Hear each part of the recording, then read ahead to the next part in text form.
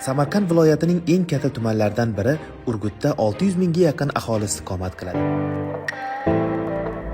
Prezidentimiz vokzal infratuzilmasi, xizmat ko'rsatish tizimi va yo'lovchilar harakatini tashkil etish masalalariga e'tibor qaratdi. Turistlar uchun qulayliklarni yaxshilash muhimligi qayd etildi.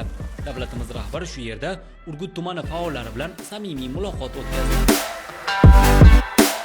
2021-yilda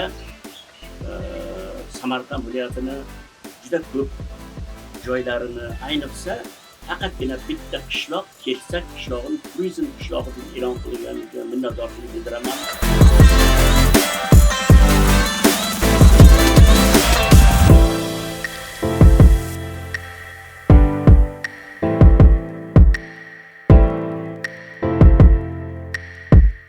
Bu yer Chorchinor ziyoratgohi.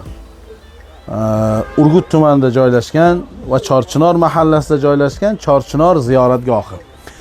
Bu yerning asosiy sababchisi millatlari arab bo'lgan, ismlari Hoji Abu Tolib Sarmasti hazratlari.